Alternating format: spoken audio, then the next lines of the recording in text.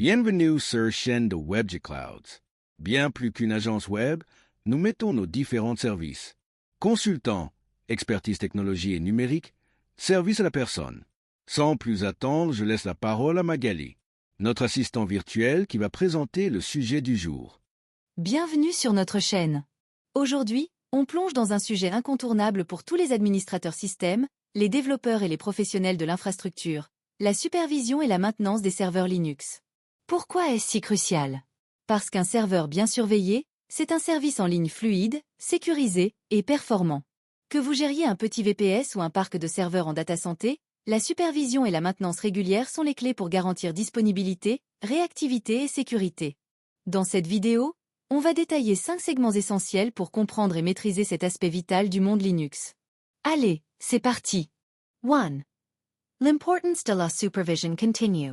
La supervision continue d'un serveur Linux permet d'anticiper les pannes, d'optimiser les performances et de garantir la disponibilité des services.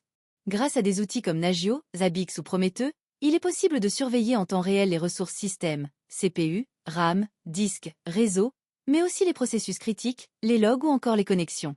Ce suivi proactif permet de recevoir des alertes avant qu'un problème n'impacte les utilisateurs. Par exemple, si un disque dur approche de sa limite de capacité, une alerte peut être envoyée pour intervenir avant un plantage. La supervision ne se limite pas au matériel.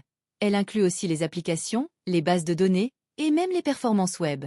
En résumé, sans supervision, on pilote à l'aveugle. Avec une bonne stratégie, on réduit les temps d'arrêt, on optimise la charge serveur, et on améliore l'expérience utilisateur finale. 2 outils incontournables pour superviser un serveur Linux. Choisir les bons outils de supervision est essentiel. Nagio reste une référence pour sa robustesse et sa capacité à surveiller aussi bien les machines que les services. Zabbix, plus moderne, offre une interface graphique plus intuitive et une plus grande souplesse pour l'analyse de données en temps réel. Pour les infrastructures cloud ou les containers, Prometheus couplé à Grafana permet de créer des dashboards visuels impressionnants et très parlants. NetData est aussi apprécié pour sa légèreté et son installation ultra rapide. Ces outils permettent aussi d'automatiser les alertes, emails, SMS, webhooks, et de centraliser les journaux d'activité. Le choix dépendra de votre architecture, de la taille de votre infrastructure et de vos préférences en termes de gestion. Ce qui est essentiel, c'est d'intégrer ces outils dans une politique globale de surveillance avec des seuils personnalisés et une documentation claire. 3. Les bonnes pratiques de maintenance préventive. La maintenance préventive est tout aussi importante que la supervision. Elle comprend des actions régulières comme les mises à jour de sécurité, le nettoyage des logs, la vérification des permissions, ou encore la surveillance des tentatives d'intrusion.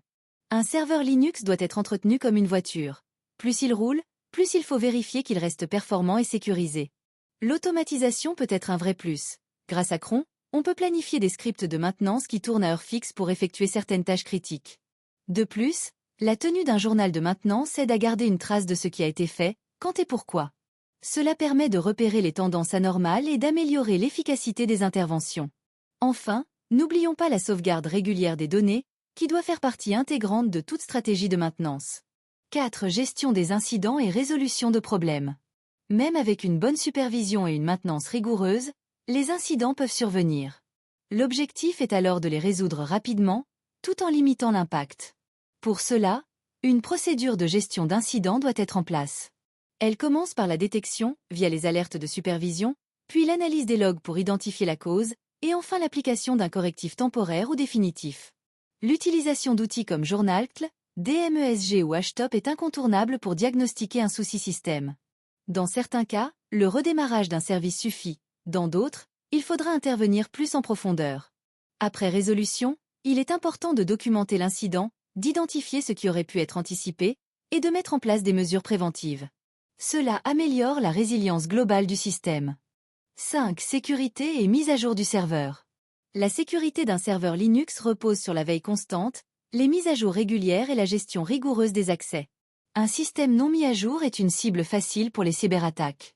Utiliser des outils comme Feldban, UFW ou SE-Linux renforce la sécurité, tout comme le chiffrement des connexions SSH, l'utilisation de clés au lieu des mots de passe, ou encore la mise en place de double authentification.